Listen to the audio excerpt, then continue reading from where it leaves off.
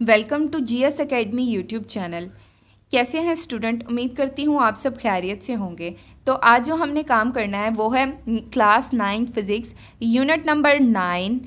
Unit का name है transfer of heat के एक्सरसाइज के क्वेश्चन करने हैं। ऐसा प्रोसेस है, तो आइए देखते हैं इसकी एक्सरसाइज में पहला क्वेश्चन क्या है। Why metals are good conductor of heat. पूछ रहे हैं कि मेटल्स ही गुड कंडक्टर ऑफ हीट क्यों है, लिक्विड या गैसेस क्यों नहीं है। ये तो बहुत इंटरेस्टिंग क्वेश्चन है। देखें ना, इसकी सबसे पहली वजह तो ये है, जो मेटल्स होते हैं ना, इसके जो इलेक्ट्रॉन्स या मॉलिक्यूल्स होते हैं वो आपस में टाइटली बाउंड होते हैं। उनके दरमियान जो फासला होता है, इंटर मोलिक्यूलर या इंटर एटॉमिक जो डिस्टेंस होता है वो कम होता है। ठीक है ना। लिक्विड्स का जो इंटरमोलिक्यूलर डिस्टेंस होता है, यानी एक मॉलिक्यूल का दूसरे मॉलिक्यूल से, वो मेटल्स की निस्बत ज़्यादा होता है, और गैसेस का तो सबसे ज़्यादा होता है। इसलिए पहली वजह तो ये होगी कंडक्टर्स के गुड मेटल्स का, कि वो गुड कंडक्टर है क्योंकि उनका इंटरमोलिक्यूलर जो डिस्टेंस है वो काफ़ी कम होता है। ठीक है, तो आए देखते हैं क्या लिखा हुआ है। Conductor contain free electrons which move through out the conductor rapidly. तो कह रहे हैं जो कंडक्टर होते हैं, क्या होता है कंडक्टर में क्या होता है कि बहुत ज़्यादा फ्री इलेक्ट्रॉन्स होते हैं जो कि क्या करते हैं, थ्रू आउट द कंडक्टर बहुत फास्टली मूव करते हैं, जिसकी वजह से क्या होती है, हीट ट्रांसफ़र होती है। और जो मेटल्स हैं वो गुड कंडक्टर हैं और उनके जो मॉलिक्यूल्स में डिस्टेंस है वो कम होता है, इसलिए वो क्या है, हमारे पास एक गुड कंडक्टर हैं।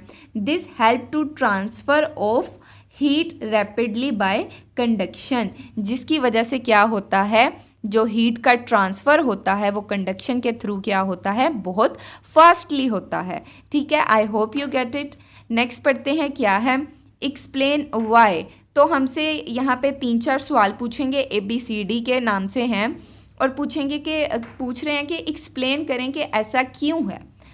अ metal feels colder to touch than wood kept in a cold place.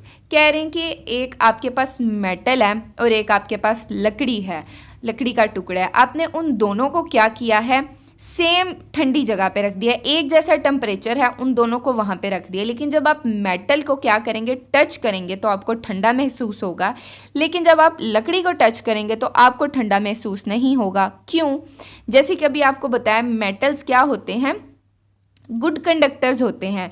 चाहे वहाँ पे हीटनेस हो या कोल्डनेस हो, मेटल्स दोनों को अपने अंदर से बहुत जल्दी कंडक्ट करते हैं। जबकि एक वुड है, वो वुड क्या है, एक बैड कंडक्टर ऑफ हीट है। ठीक है ना, वो हीट को अपने अंदर से नहीं कंडक्ट करता। वो अगर हम कंडक्ट करने की कोशिश करें तो हीट क्या होती है, वहाँ पे बहुत ज़्यादा हीट देनी पड़ती है, और वो क्या होती है, लकड़ी हमारी जल जाती है। ठीक है ना, जबकि मेटल में ऐसा नहीं होता। वो मेटल जो है उसमें कोई डिफेक्ट भी नहीं प्रोड्यूस होता, और वो हीट को एक जगह से दूसरी जगह ट्रांसफ़र भी कर देता है। तो आइए इसका आंसर पढ़ते हैं, क्या है हमारे पास। As metals are good conductor, जैसे कि मैंने आपको बताया क्या है, मेटल्स जो है हमारे पास गुड कंडक्टर हैं। So the rate of energy transfer in metal is very high. तो ठीक है ना, वहाँ पे अब जो एनर्जी होगी इन्वायरमेंट में, वो मेटल क्या होगा, वो जल्दी से उसको क्या कर देगा, ट्रांसफ़र कर लेगा, अपने अंदर ट्रांसफ़र कर लेगा। ठीक है ना, इन्वायरमेंट से अपने अंदर ट्रांसफ़र कर लेगा। वेरी हाई, दोबारा से पढ़ते हैं। So the rate of energy transfer in metal is very high but the wood is bad conductor. तो ठीक हो गया। आप क्या कह रहे हैं कि जो वुड है हमारे पास क्या है, वो बैड कंडक्टर है। The rate of energy transfer in would is very लो। ठीक है ना, वो कह रहे हैं कि अब वहाँ पे लकड़ी का टुकड़ा भी पड़ा है ना, वुड भी पड़ी हुई है, तो क्या है, वुड तो हमारे पास हो गया एक बैड कंडक्टर, और वो एनर्जी ट्रांसफ़र बहुत कम करता है। तो आप जब लकड़ी को टच करेंगे और उस मेटल को टच करेंगे तो मेटल का टेम्परेचर या काफ़ी लो होगा, यानी आप उसको हाथ लगाएंगे तो आपको काफ़ी ठंडा महसूस होगा। लेकिन जब आप लकड़ी को हाथ लगाएंगे तो मेटल की निस्बत वो लकड़ी आपको बिल्कुल गैर मामूली सी ठंडी लगेगी। That's why when you touch a metal the energy from your hand transfer in it, so it feels cold, ठीक है ना। जब अब आप टच करेंगे क्या होगा, आपके हाथ का टेम्परेचर क्या होगा, आपकी बॉडी क्या होगी, गर्म होगी, और क्या होगा, मेटल होगा वो ठंडा होगा। जैसे ही आप मेटल को टच करेंगे तो आप दोनों की एक दूसरे के, आपकी मेटल के अंदर एनर्जी ट्रांसफ़र होगी और मेटल की आपके अंदर एनर्जी ट्रांसफ़र होगी, तो आप फील करेंगे कि जो मेटल है वो क्या है, कोल्ड है, ठीक है ना। आई होप यू गेट इट। तो आए 9.3 का पार्ट बी देखते हैं। पार्ट बी में हमसे क्या पूछा जा रहा है, पूछ रहे हैं कि land breeze blow from land toward sea. वो कह रहे हैं कि लैंड ब्रीज जो होती है हमारी हवा, जो हमारी इधर ज़मीन पे हवा चल रही होती है, वो समुंदर की तरफ क्यों जाती है। पूछ रहे हैं ना, land breeze blow from land toward sea, यानी हवा हमारी समुंदर की तरफ क्यों जाती है, समुंदर की हवा हमारी ज़मीन की तरफ क्यों नहीं आती, ठीक है ना। तो इसका जवाब पढ़ते हैं, क्या होता है यहाँ पे। At night the sea water is at high temperature than land nearby, यानी रात के वक्त जो सी होता है, हमारा समुंदर का पानी होता है, उसका टेम्परेचर क्या होता है, हाई होता है as compare to land nearby, जो हमारी ज़मीन होगी समुंदर के आसपास। क्योंकि आप सबको पता है वाटर की स्पेसिफिक हीट कैपेसिटी क्या है, बहुत ज़्यादा है, यानी इसको बहुत ज़्यादा अमाउंट ऑफ एनर्जी दें तो फिर इसका टेम्परेचर 1 केल्विन राइज होता है। जबकि हमारे पास जो लैंड है उसका जो है स्पेसिफिक हीट वो बहुत कम है, यानी इसको थोड़ी सी अमाउंट देंगे ना, थोड़ी सी अमाउंट देंगे हीट एनर्जी की, तो उसका टेम्परेचर राइज हो जाएगा। तो लैंड का टेम्परेचर जितनी जल्दी राइज होता है उतनी जल्दी फॉल होता है, और समुंदर के पानी का यानी सी वाटर का टेम्परेचर बहुत देर से राइज होता है, तो ये क्या होगा, लो भी बहुत देर से होगा। दिन में अब रात में क्या हो गया कि अब जो टेम्परेचर है, दिन भर पानी ने क्या किया, सूरज की रोशनी को जज़ब किया, तो अब रात में क्या हो जाएगा, टेम्परेचर हाई हो जाएगा। अब जो उसने ऑब्जॉर्ब की है वो उसने निकालनी भी तो है, तो जो अब हो जाएगी हमारी ज़मीन, उसने क्या करेगी, वो समुंदर के पानी के मुताबिक के मुकाबले में ज़मीन जो है हमारी जल्दी ठंडी हो जाएगी ना। अब देखें 50-50 कर लेते हैं ना, यहाँ पे हमारा हो गया सी वाटर और यहाँ पे हो गई हमारी लैंड। अब ये जो है ये इसका टेम्परेचर जल्दी लो हो गया और इसका टेम्परेचर अभी हमारे पास हाई है, तो क्या होगा, लैंड से जो हवाएं चलेंगी वो चल के किसकी तरफ आएंगी, सी की तरफ आएंगी। वो क्यों आएंगी अब वो देखते हैं। The air near surface of a sea become hotter and expand. अब क्या हो रही है, जो एयर जो है हमारे समुंदर के पानी के इर्द गिर्द है वो क्या हो गई है, वो मतलब कि गर्म हो गई है ना, और वो एक्सपैंड हो रही है, फैल रही है।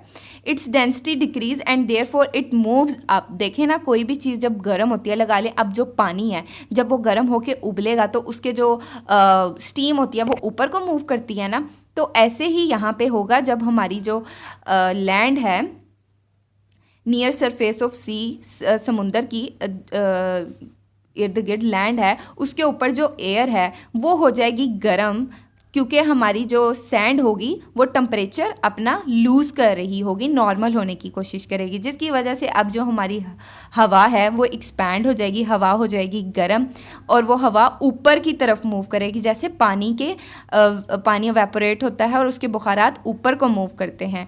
To fill the space of its colder wind move from land to sea. अब क्या होता है, जो हमारा अक्सर यही है ना कि कोई भी हीट जो होगी from higher to from lower move करेगी। अब यहाँ पे क्या हुआ है, जो अब हमारी ज़मीन है वो जल्दी ठंडी हो रही है और वो ज़्यादा हवा को गर्म कर रही है और तेज़ी से मूव करा रही है, और जो अभी हमारा समुंदर का पानी है वो आहिस्ता ठंडा होगा, यानी समुंदर के ऊपर जो हवा होगी वो अभी ठंडी होगी और ज़मीन के ऊपर जो हवा होगी वो गर्म हो जाएगी, तो हवा गर्म साइड से ठंडी साइड की तरफ आएगी, ठीक है ना। To fill up the space of its colder wind, ठीक है ना, कोल्डर विंड किसके ऊपर चल रही होगी, समुंदर के ऊपर चल रही होगी, तो फिर क्या होगा, मूव्स फ्रॉम लैंड टू सी, तो वो जो हमारी गर्म हवाएं होंगी ज़मीन की वो समुंदर के ऊपर ठंडी हवाओं की तरफ आ जाएंगी। This is reason of land breeze. यही वजह है कि जो हमारी ज़मीन पे चलती है हवा। हवा इसीलिए चलती है क्योंकि टेम्परेचर इम्बैलेंस हुआ होता है ना, ज़मीन के ऊपर टेम्परेचर हाई हुआ होता है और समुंदर के ऊपर टेम्परेचर ज़रा लो होता है, तो फिर हवा चलती है इस इम्बैलेंस की वजह से। वो कोशिश करती है कि मैं हायर टेम्परेचर से लोअर टेम्परेचर की तरफ जाऊँ, ठीक है। इस चक्कर में जो हमारे एयर पार्टिकल्स होते हैं, मॉलिक्यूल्स होते हैं, वो फास्टली मूव करते हैं समुंदर की तरफ, ठीक हो गया। तो आगे देखते हैं इसका पार्ट सी में हमसे क्या पूछा जा रहा है।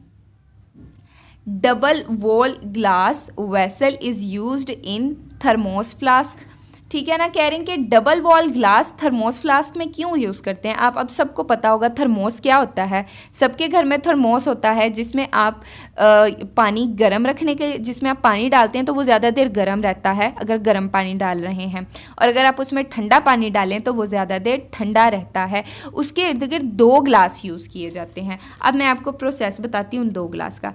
एक ये ग्लास है, ये फर्स्ट ग्लास है, ये सेकंड ग्लास है, ठीक हो गया। और ये जो सेकंड वाला पोर्शन है ना, ये वाला दरमियान वाला, इसमें क्या करते हैं, एयर को फिल कर देते हैं। पहले एक ग्लास लगाएंगे, फिर दरमियान में एयर फिल कर देंगे, फिर दूसरा ग्लास लगाएंगे। इसीलिए तो इसको कह रहे हैं डबल वॉल्ड ग्लास वेसल। दरमियान में एयर रख देंगे क्योंकि एयर जो है ना बैड कंडक्टर है। इसमें एयर में जो मॉलिक्यूल्स होते हैं वो एक दूसरे से बहुत ज़्यादा दूर दूर होते हैं, इसलिए ये जो है हीट को या टेम्परेचर को एक जगह से दूसरी जगह ट्रांसफ़र करने के लिए बहुत ही बुरा कंडक्टर है, ठीक है ना। इसलिए दरमियान में भर देंगे एयर ताकि एक ग्लास से दूसरे ग्लास तक टेम्परेचर बहुत देर से ट्रांसफ़र हो, अगर ट्रांसफ़र भी हो तो बहुत देर से ट्रांसफ़र हो, ठीक है ना। इसलिए हम इसको क्या कहते हैं, डबल वेसल ग्लास। तो आए पढ़ते हैं इसके बारे में, इसको कैसे हम डिस्क्राइब कर सकते हैं। A double-walled glass vessel is used to prevent the flow of heat due to conduction and convection through vacuum between double wall vessel। अब कह रहे हैं कि डबल ग्लास वेसल में हम यूज़ करते हैं, किस लिए, प्रिवेंट करते हैं फ्लो ऑफ हीट। हम डबल ग्लास वेसल में क्या करते हैं, एक ग्लास लगाया, ये पहला ग्लास, और ये क्या है, दूसरा ग्लास है, ये वाला, और ये पहला है। दरमियान में क्या रख रहे हैं हम, वैक्यूम, ठीक है ना, WCUM, ठीक है ना। ये वैक्यूम रख दिया जिसको हम एयर कह रहे हैं, ठीक है ना। क्योंकि जो वैक्यूम होता है वहाँ पे बहुत कम पार्टिकल होंगे, यहाँ से हम ना एयर को भी एक्सट्रैक्ट कर लेंगे, ठीक है ना। एयर के भी यहाँ पे बहुत कम पार्टिकल होंगे, तो फिर एक जगह से दूसरी जगह, एक ग्लास से आउटर ग्लास से इनर ग्लास तक हीट ट्रांसफ़र करने के लिए हमारे पास दरमियान में कुछ मॉलिक्यूल्स होंगे ही नहीं, अगर होंगे भी तो बहुत नेग्लिजिबल होंगे। और फिर इन 2 लेयर्स के बाद यहाँ पे हमारे पास लिक्विड आएगा जो हमने स्टोर करना है, ठीक है ना। इस तरह क्या होगा, कंडक्शन या कन्वेक्शन के थ्रू हमारा जो डबल ग्लास वेसल है उसमें जो टेम्परेचर है वो प्रिवेंट रहेगा। टेम्परेचर अगर हम अंदर वाले लिक्विड का हाई रखना चाह रहे हैं तो हाई रहेगा, लो रखना चाह रहे हैं तो वो लो रहेगा। I hope you get it.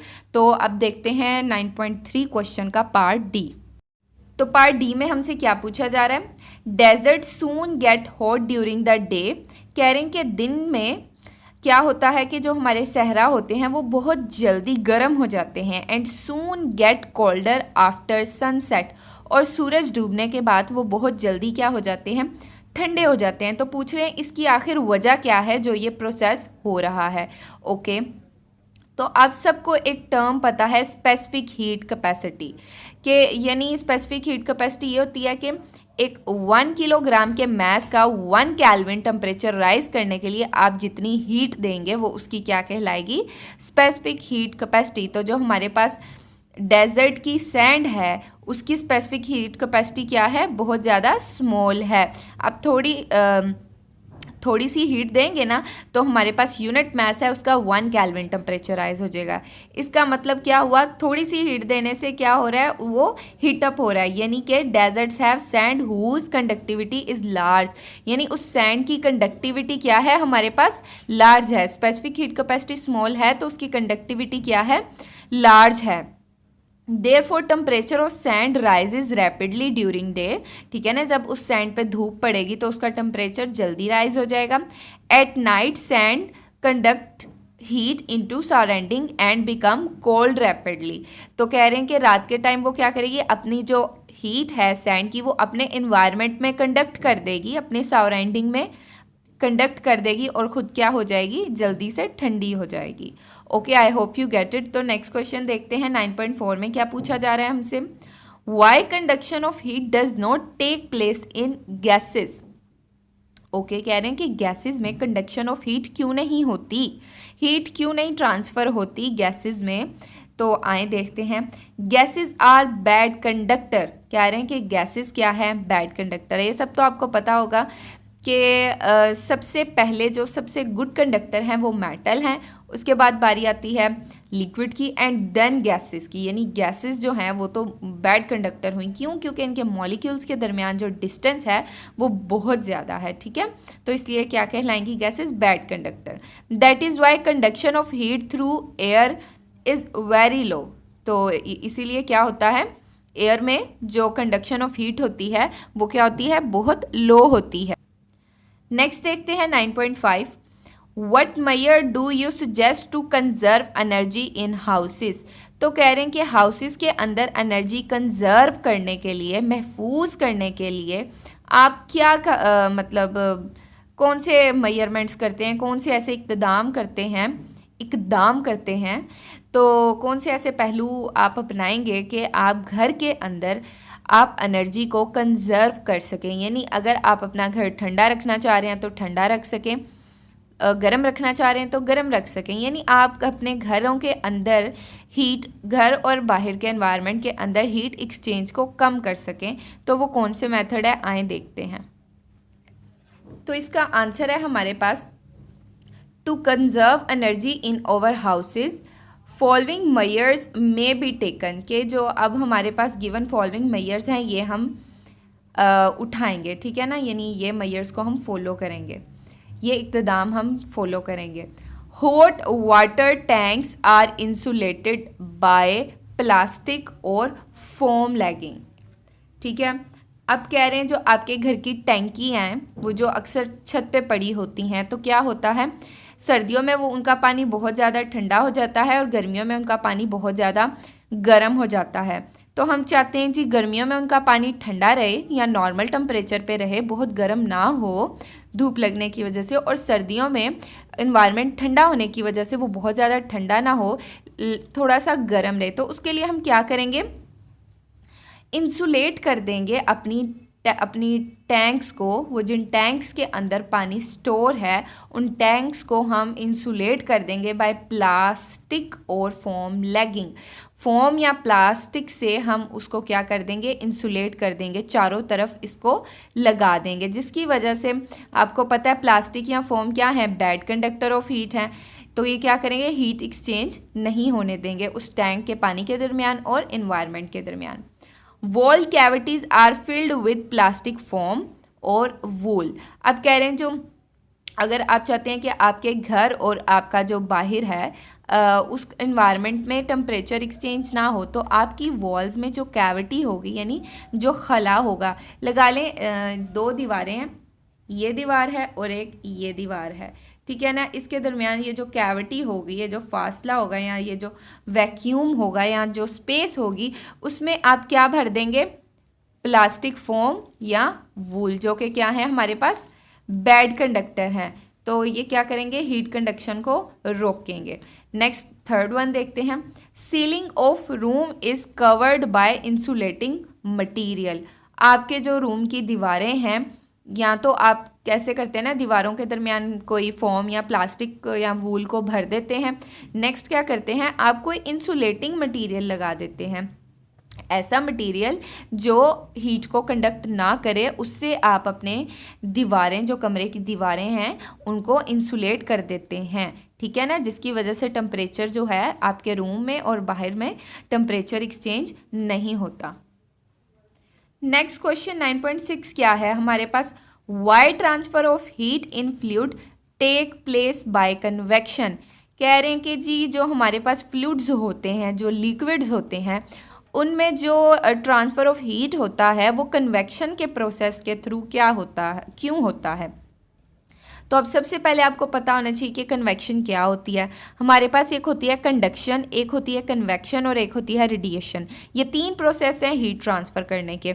तो कन्वेक्शन में ये होता है कि आपका जो मॉलिक्यूल है वो टेम्परेचर ट्रांसफ़र करने के लिए अपनी जगह से उठ के दूसरी जगह जाता है। फॉर एग्जाम्पल ये आपके पास लिक्विड है, इस कंटेनर के अंदर आपके पास क्या है, लिक्विड है। तो नीचे टेम्परेचर क्या है, हाई है, नीचे वाली साइड पे टेम्परेचर क्या है, हाई, और ऊपर टेम्परेचर क्या है, लो। अब यहाँ पे एक मॉलिक्यूल है, ठीक है ना, ये मॉलिक्यूल है या इसको कह लें इलेक्ट्रॉन है। क्या है, यहाँ पे टेम्परेचर हाई है तो इसकी काइनेटिक एनर्जीज बहुत ज़्यादा होंगी। तो ये रैंडम मोशंस करते करते करते करते कहाँ पहुँच जाएगा, यहाँ पे ऊपर जहाँ पे लो टेम्परेचर है वहाँ पहुँचेगा। इस तरह बहुत सारे मॉलिक्यूल्स होंगे, बहुत सारे इलेक्ट्रॉन्स होंगे इधर जो कि हाई स्पीड के साथ मूव कर रहे होंगे, हाई काइनेटिक एनर्जीज के साथ। तो वो अपनी एनर्जी को लेके जहाँ लो टेम्परेचर है वहाँ चले जाएंगे। कन्वेक्शन में ये होता है कि मॉलिक्यूल्स का अपनी एक जगह से दूसरी जगह मूव कर जाते हैं, फिजिकली वो मूव कर जाते हैं एक जगह से दूसरी जगह टेम्परेचर को ट्रांसफ़र करने के लिए। तो लिक्विड्स में ऐसे ही होता है, ठीक है ना। लिक्विड्स के अंदर एक मॉलिक्यूल जहाँ पे लो टेम्परेचर होता है, हायर वेलोसिटीज़ का मॉलिक्यूल टुवर्ड्स लोअर वेलोसिटी की तरफ मूव कर जाता है। ठीक हो गया, दिस इज़ कॉल्ड कन्वेक्शन। तो अब देखें लिक्विड के अंदर क्यों कन्वेक्शन होती है वो तो मैं आपको बता चुकी हूँ, आगे इसको पढ़ भी लेते हैं। In case of fluid, liquid और gas, molecules have free movement. जैसे मैंने आपको बताया ना, इसकी फ्री मूवमेंट होगी, इसकी काइनेटिक एनर्जी बहुत ज़्यादा होगी, ये फ्रीली मूव कर रहा होगा हाई काइनेटिक एनर्जी के साथ। It is possible to produce convection current. अब कन्वेक्शन करंट हमारे पास क्या होता है, ये आगे हम 9.7 क्वेश्चन में पढ़ेंगे। कन्वेक्शन करंट हमारे पास ये होता है कि एक मॉलिक्यूल दूसरी जगह जब हाई स्पीड के साथ मूव कर जाता है थ्रू आउट द लिक्विड, तो वो क्या प्रोड्यूस करता है, कन्वेक्शन करंट्स प्रोड्यूस करता है। It help to transfer heat by convection. तो वहाँ पे कन्वेक्शन का प्रोसेस होता है और हीट ट्रांसफ़र हो जाती है। तो नेक्स्ट क्वेश्चन 9.7 में हमसे पूछे हैं what is meant by convection currents, कि कन्वेक्शन करंट्स क्या होते हैं। तो मैं आपको पढ़ के बताती हूँ यहाँ से क्या होते हैं। In liquids the molecules can move from hotter to colder part easily. जैसे कि अभी आपको मैंने प्रीवियस क्वेश्चन में बताया है कि जो हमारे मॉलिक्यूल्स होंगे वो हॉटर पार्ट से कोल्डर पार्ट की तरफ आसानी से मूव कर जाएंगे, because these are free to move.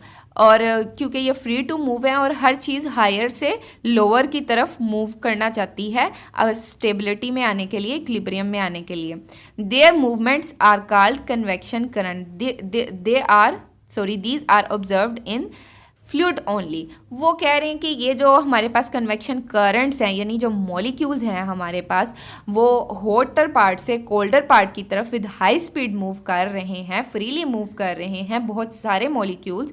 ये क्या कहलाता है, हमारे पास कन्वेक्शन करंट कहलाता है। और ये सिर्फ हमारे पास किस में होता है, लिक्विड्स में होता है। सॉलिड्स में भी ये पॉसिबल नहीं होता। सॉलिड में जो हमारे इलेक्ट्रॉन होते हैं वो सिर्फ वाइब्रेट करते हैं और अपने नेबरिंग एटम्स को वाइब्रेट करके एनर्जी ट्रांसफ़र करते हैं। और जो गैसेस होती हैं, गैसेस में तो डिस्टेंस ही बहुत ज़्यादा होता है, बहुत ज़्यादा डिस्टेंस होता है, तो वो एक जगह से दूसरी जगह वो भी मूव नहीं कर सकते। तो नेक्स्ट देखते हैं 9.8 क्वेश्चन। इसमें हमें क्या कहा जा रहा है, suggest a simple activity to show convection of heat in gases not given in book. ठीक है ना। तो गैसेस में भी कन्वेक्शन हो सकती है, लेकिन उसके लिए आपको बहुत ज़्यादा मतलब मेहनत करनी पड़ेगी, ठीक है ना। बहुत ज़्यादा हाई टेम्परेचर चाहिए होगा, क्योंकि गैसेस के मॉलिक्यूल्स के दरमियान जो है डिस्टेंस बहुत ज़्यादा होता है, ठीक है। तो आए इसका आंसर पढ़ते हैं। वो हमें ये कह रहे हैं कि एक ऐसी सिंपल एक्टिविटी बताएं जो कि कन्वेक्शन ऑफ हीट बता रही हो इन गैसेस में कन्वेक्शन ऑफ हीट के प्रोसेस को एक्सप्लेन कर रही हो और वो बुक में भी मैंशनड ना हो। तो आए पढ़ते हैं। In summer season the intense radiation of sun warms the surface of earth. कह रहे हैं कि अब जो गर्मियों का दिन होता है, जो इंटेंस रेडिएशन होती हैं सूरज की, वो क्या करती हैं, अर्थ की सरफेस को क्या कर देंगी, गर्म कर देती हैं, ठीक है ना।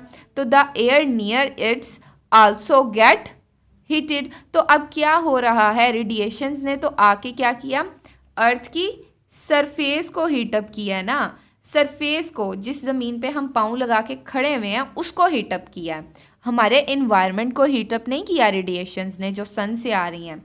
तो कह रहे हैं कि तो फिर हमारी आबो हवा कैसे गर्म हो जाएगी। तो फिर ये होता है कि जो हमारी ज़मीन होती है उससे क्या होती हैं, वेपराइजेशन होती है, यानी कि फ्री इलेक्ट्रॉन ज़मीन से, जब ये ज़मीन का टेम्परेचर बढ़ेगा तो ज़मीन से मॉलिक्यूल्स या फ्री इलेक्ट्रॉन्स हाई स्पीड के साथ निकलेंगे जो कन्वेक्शन की प्रोसेस में निकलते हैं। और एयर में क्या है, लो टेम्परेचर है, अर्थ का हाई टेम्परेचर, तो वो अर्थ से इन्वायरमेंट में एयर में मूव कर जाएंगे। The air near it also get heated, ठीक हो गया ना, ज़मीन से वो मॉलिक्यूल्स मूव किए एयर में, तो एयर भी क्या हो गई हमारी, हीटेड हो गई एंड एक्सपैंड, और क्या हो जाएगी, हीट होके एक्सपैंड हो जाएगी, फैल जाएगी। Its density decrease due to increase of volume. क्या होगा, हमारी जो एयर की डेंसिटी होगी, यानी डेंसिटी क्या होती है, मैस पर यूनिट वॉल्यूम, एक स्मॉल वॉल्यूम का जो मैस है वो डिक्रीज हो जाएगा, यानी डेंसिटी डिक्रीज हो जाएगी और वॉल्यूम बढ़ जाएगा। It is way to rise up, तो क्या हो रहा है, इस तरीके से राइज अप होता है हमारे इन्वायरमेंट का temperature. In its place colder air comes down to earth surface, the result conventional currents in air. तो यहाँ पे हमें ये कह रहे हैं कि result in the form of result हमारे पास क्या होगा, जो कोल्डर एयर होगी वो अर्थ की सरफेस के पास आ जाएगी, ऐसे ही है ना, जो ज़रा कोल्ड एयर मॉलिक्यूल्स होंगे जिनकी स्पीड इतनी ज़्यादा नहीं होगी वो अर्थ की सरफेस के पास रहेंगे, और वो मॉलिक्यूल जिनकी स्पीड बहुत ज़्यादा हाई होगी वो अबव मूव कर जाएंगे, हमारे इन्वायरमेंट में मूव कर जाएंगे। तो जो वो इन्वायरमेंट में फास्ट मूविंग मॉलिक्यूल्स मूव करेंगे वो क्या प्रोड्यूस करेंगे, हमारे पास कन्वेंशनल करंट्स ऑफ एयर्स में फास्टली मूव करेंगे तो वहाँ पे कन्वेंशनल करंट्स को प्रोड्यूस करेंगे, जो कि अभी हमने ऊपर कन्वेंशनल करंट को पढ़ा भी है। तो नेक्स्ट देखिए 9.9 में हमसे क्या पूछा जा रहा है, how does heat reaches us from the सन।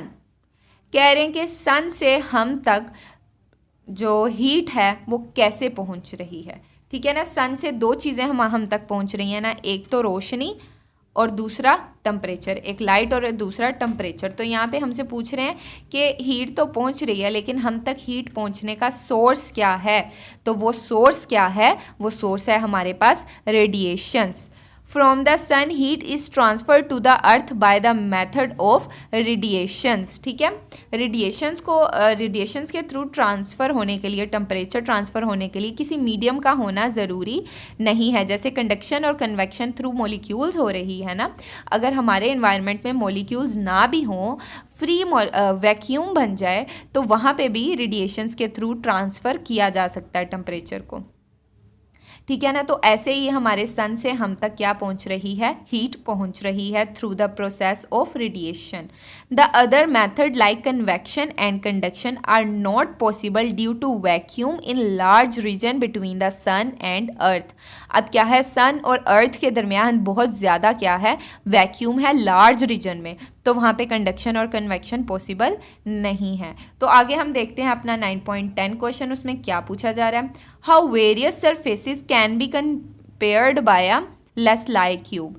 तो लेस्लाई क्यूब के ज़रिए पूछ रहे हैं। लेस्लाई क्यूब एक हमारे पास मेथड है, एक हमारे पास डिवाइस है, तो उस लेस्लाई क्यूब से हम डिफरेंट सरफेसेस को कैसे कंपेयर कर सकते हैं। एक्चुअली हम डिफरेंट सरफेसेस लेते हैं, डार्क, ब्राइट, और मैयर करते हैं, कुछ उन पर लाइट को रिफ्लेक्ट करवाते हैं, और वो जब रिफ्लेक्ट बैक होती है तो हम उनके डिफरेंट करैक्टरिस्टिक्स को मैयर करते हैं। ये है हमारे पास एक लेस्लाई क्यूब, ठीक है ना।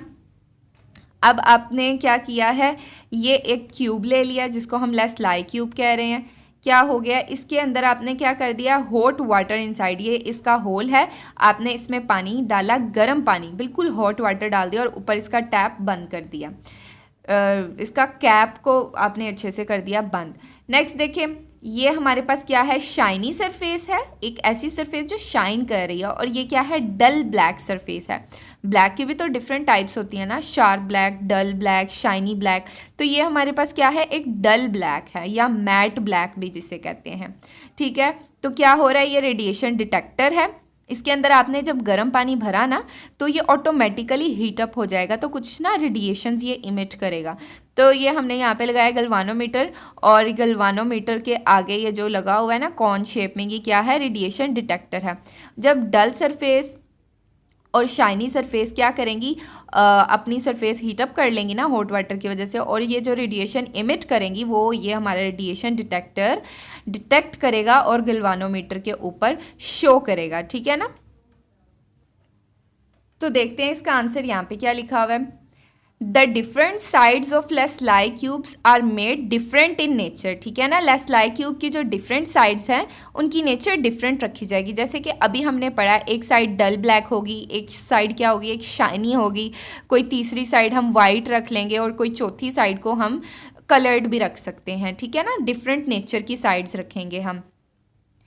This is the reason that transfer of heat from different sides of the cube is of different amount. तो ठीक है ना, तो डिफरेंट नेचर होंगी ना हर सरफेस की, तो क्या करेंगे, वो जो हीट ट्रांसफ़र करेंगे, जो इन the form of radiation heat transfer की जाएगी, वो भी क्या होगी, हर साइड के लिए डिफरेंट होगी। तो यहाँ पे कुछ एग्जांपल दी हुई हैं, डल, ब्लैक, वाइट और शाइनी सरफेस। ये इन तीनों में से कोई सरफेस हम ले सकते हैं, कोई दो भी रख सकते हैं, ठीक है ना। नेक्स्ट देखते हैं, what is green house affect, ठीक है ना। तो ग्रीन हाउस अफेक्ट हमारे पास क्या होता है, अक्सर आप लोगों ने देखा होगा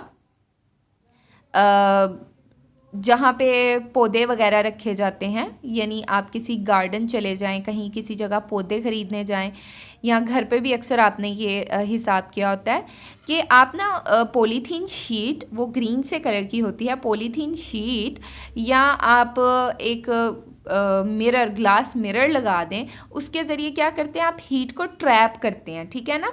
हीट जो स्मॉलर वेवलेंथ्स होती हैं वो एंटर हो जाती हैं उसके अंदर, और लार्जर वेवलेंथ्स बाहर ही रह जाती हैं, और वो हमारे पौधों के लिए बहुत ज़्यादा फ़ायदेमंद होती हैं, ठीक है ना। इसके ज़रिए हम क्या करते हैं, टेम्परेचर को कैप्चर करते हैं, यानी उस शीट के अंदर, ग्रीन हाउस के अंदर आप टेम्परेचर बढ़ा लेते हैं एज़ कम्पेयर टू सराउंडिंग। तो देखते हैं इसका answer, glass and polythene sheets can easily pass the radiations of shorter wavelength but not the longer wavelength. तो ग्रीन हाउस इफेक्ट में हमने करना ही ये होता है कि जो ज़्यादा हाई एनर्जी की वेव्स होती हैं, जो शॉर्टर वेवलेंथ्स होती हैं, इनकी एनर्जी क्या होती है, शॉर्टर वेवलेंथ्स की एनर्जी हाई होती है। तो हमने अपने ग्रीन हाउस के अंदर एनर्जी रखनी है हाई, तो हम क्या करते हैं, शॉर्टर वेवलेंथ्स को क्या कर लेते हैं, उसके अंदर ट्रैप कर लेते हैं। तो ये प्रॉपर्टी ग्लास में और पॉलीथीन शीट में है कि वो शॉर्टर वेवलेंथ को क्या कर लेती हैं, ट्रैप कर लेती हैं, अपने अंदर से पास आउट करने देती हैं, लेकिन जो लॉन्गर वेवलेंथ होती हैं उनको अपने अंदर से पास आउट नहीं करने देती। Green house become a heat trap, ठीक है ना। ग्रीन हाउस क्या होता है, हमारे पास एक हीट ट्रैप होता है। Radiations from sun pass through glass easily and warm up the object in greenhouse, ठीक है ना। क्या होता है, जो रेडिएशंस होती हैं, जो सन की रेडिएशंस आती हैं, वो ग्लास से आसानी गुजर जाती हैं and warm up the object inside the house, और उस हाउस के अंदर, ग्रीन हाउस के अंदर जो ऑब्जेक्ट रखा होता है, लाइक हमने अगर कोई पौधा रखा हुआ है तो क्या करेंगे, उसको हीटअप फील कराएंगे, उसको वार्म अप फील करवाएंगे। अब लास्ट क्वेश्चन है हमारा 9.12, उसमें हमसे क्या पूछ रहे हैं, आए देखते हैं। Explain the impact of green house affect in global warming. कह रहे हैं कि ग्रीन हाउस अफेक्ट का जो किरदार है वो, या उसका अफेक्ट है या इम्पैक्ट है, वो ग्लोबल वार्मिंग में कैसे रोल प्ले कर रहा है। ग्लोबल वार्मिंग से अब क्या मुराद है, ये जो वर्ड यहाँ यूज़ किया है ग्लोबल वार्मिंग, यानी कि आलूदगी, पूरी दुनिया में जो आलूदगी हो रही है, जो वहाँ पे वार्म हो रहा है, क्या हो रहा है, आलूदगी नहीं सॉरी, टेम्परेचर जो राइज़ हो रहा है या इन्वायरमेंट हमारा हॉट हो रहा है, जो वार्म हो रहा है, वो क्यों हो रहा है। दिन ब दिन देखें जो है ना, गर्मी हर सीज़न में, गर्मी का जो सीज़न आता है ना, हर गर्मियों में पिछली गर्मियों की निस्बत गर्मी ज़्यादा ही पड़ रही है। तो ये किस वजह से हो रहा है, ये ग्लोबल वार्मिंग जो हो रही है ये क्यों हो रही है, और इसमें ग्रीन हाउस क्या इम्पैक्ट प्ले कर रहा है, क्या रोल प्ले कर रहा है। तो आए इसका आंसर देखते हैं। The presence of carbon dioxide and water vapour in the environment in the atmosphere of earth produces green house affect. अब कह रहे हैं कि जो हमारे इन्वायरमेंट में कार्बन डाइऑक्साइड और वाटर वेपर्स हैं, ठीक है ना। आप सबको पता है कि हमारी जो इन्वायरमेंट है, एटमॉस्फेयर है, एयर है, वो डिफरेंट गैसेस से मिलके बनती है, वाटर वेपर से और एयर पार्टिकल, डस्ट पार्टिकल, इन 3 चीज़ों से मिलके बनती है, गैसेस, वाटर वेपर और डस्ट पार्टिकल्स। तो यहाँ पे 2 चीज़ों का, एक गैस का जिक्र किया गया जो कि है कार्बन डाइऑक्साइड, और दूसरा वाटर वेपर्स का जिक्र किया गया कि ये दोनों क्या करती हैं, हमारे अर्थ के एटमॉस्फेयर में ग्रीन हाउस इफेक्ट प्रोड्यूस करती हैं, यानी कि टेम्परेचर को जितनी ज़्यादा हमारे एनवायरनमेंट में कार्बन डाइऑक्साइड और वाटर वेपर्स होंगे वहाँ का उतना ही टेम्परेचर हाई होगा, and there is less transfer of heat radiation across them.